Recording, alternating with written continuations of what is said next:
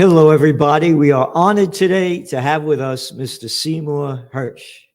Now, this is a man of dignity and class and style and grace and information that's very important to know about and read about. He just came out with this article, How America Took Out the Nord Stream Pipeline. And if you click down below, you can read the whole article. Now, this is a Seymour Hersh who gained recognition when he came out and exposed the terrible My Lai massacre that happened in Vietnam. He's also the author of a number of great books, and he also is the guy, that one of his books is the Price of Power, Kissinger in the Nixon White House. And of course, he talks a lot about Nixon as well in a number of his books. He's the top of the top, a real man, that grew up without like these daddy's boys over here. He's a man that worked his way up and knows what it is. And what he said about journalism and the golden years are gone, it's so true.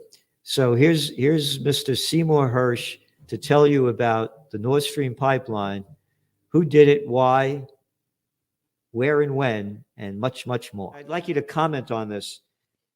This is quoting you. You said that you describe yourself as a reporter, quote, as a survivor of a golden age in journalism. You said it was a time when, quote, we did not have to compete with 24-hour news channels.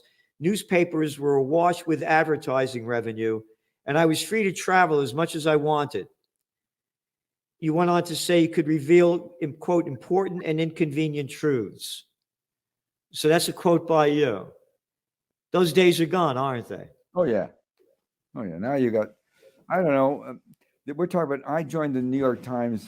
Well, I did the My Lai stuff in 1969, a year and a half after My Lai.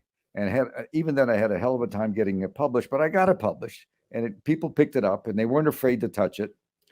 And, I'll tell you something about that story. Guys like you that served in Vietnam that ended up going into, let's say, the intelligence community. They were in the military and they went in, and let's say they were a generation. And some of these people, stay on a long time. If you retire and you become an annuitant, you're still in the job because you're very good at what you do and you care about it. I'm talking about deep inside. And so what it is, the guys that come to me or that I know are guys that saw firsthand what happened, didn't like it, went through it, and they're guys that took the oath of office when they became higher ranking people. You take an oath of office at higher levels. It's not to their boss or the colonel or the general, or it's not even to the president. It's to the Constitution. And those are the people I deal with. That actually, and they look me out sometimes. For the last 30, 40 years, I find people that have called me up and said, we better start talking because things are crazy here. But things were okay. The news business, I wrote maybe 150, 200 stories for the New York Times without a source named, just said a source said. I wrote about the CIA going after Allende. I wrote about the CIA spying on American civilians.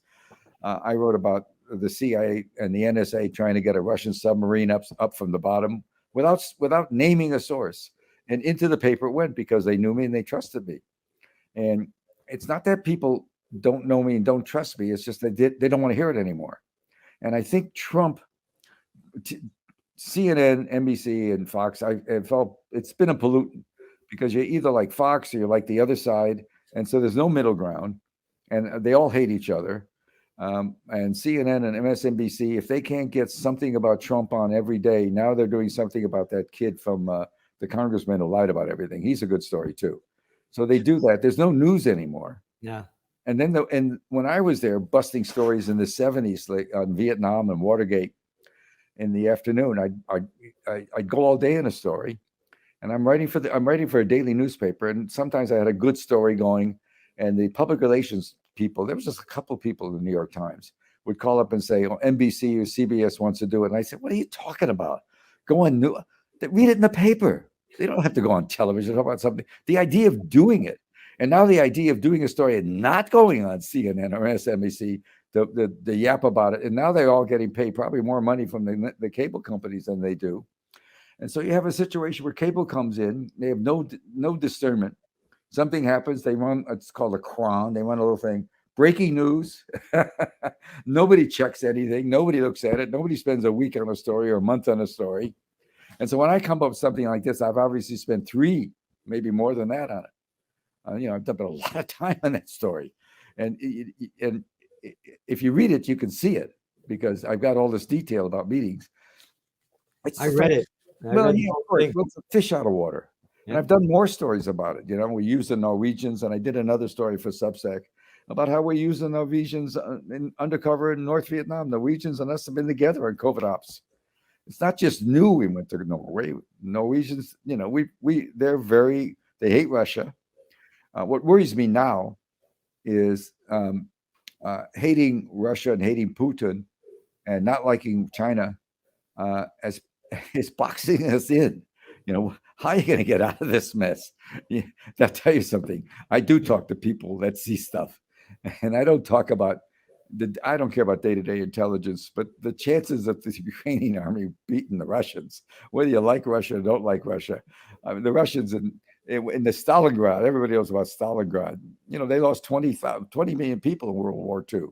That's a lot of soldiers. They were losing in the last 3 or 4 days of Stalingrad. They were losing every 48 hours, 4 days.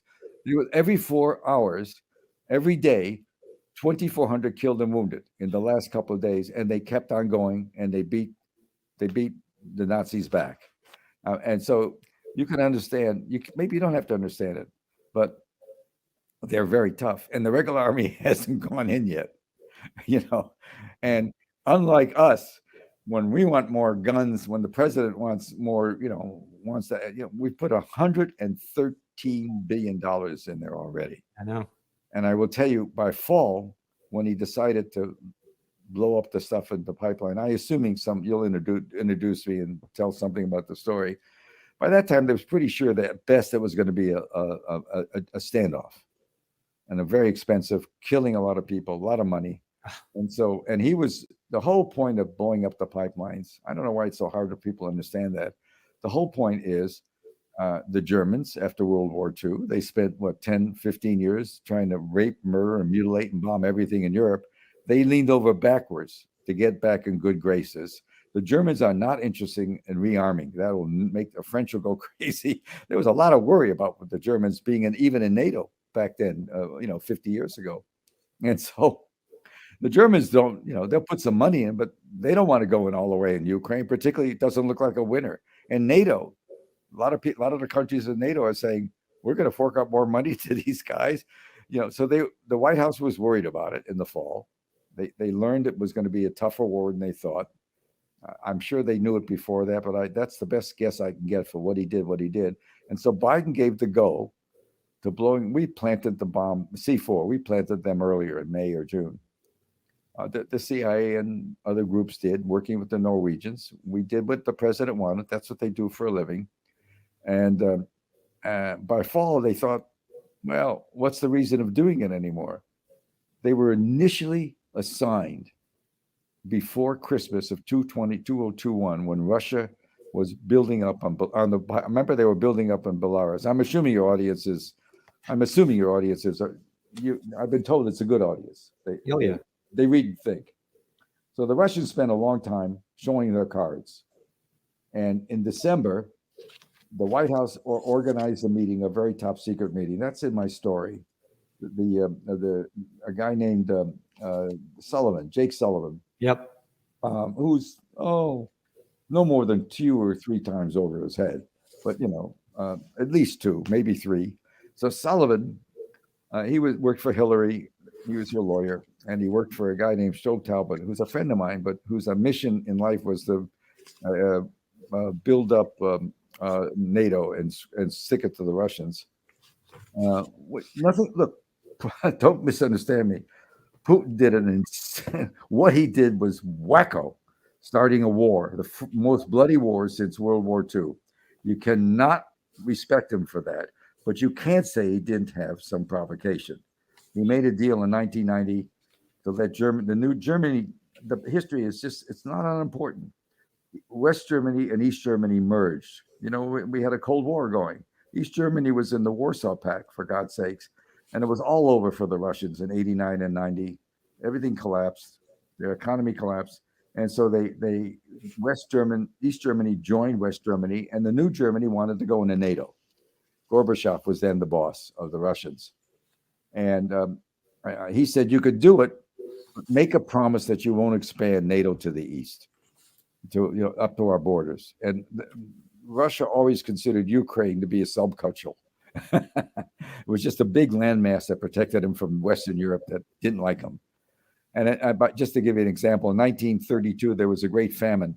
22 million people in the Ukraine starved to death because Stalin took all the grain and moved it up to regular Russia. I mean, the treatment of the Ukrainians by the Russians has been horrible.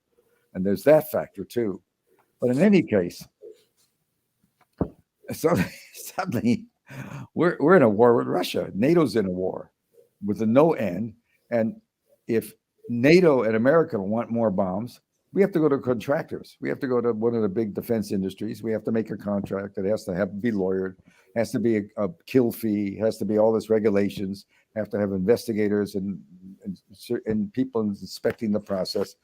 When Putin wants to do arms, he controls the industry. He says, you guys stop making what you're making and make me more bombs. He's got, he's got total control of the industry. We did that in World War II. Remember the woman, all the women who went to work and they were turning out one ship a week. Remember that? Yeah. And airplane after airplane. Rosie the Riveter. Rosie the Riveter. You remember that? I remember the song. It was for my time. We're going to take a break now. We've got a lot more going on. And this is why you subscribe to the Trends Journal. Get the Trends Journal, the best investment you could make, because it's the best investment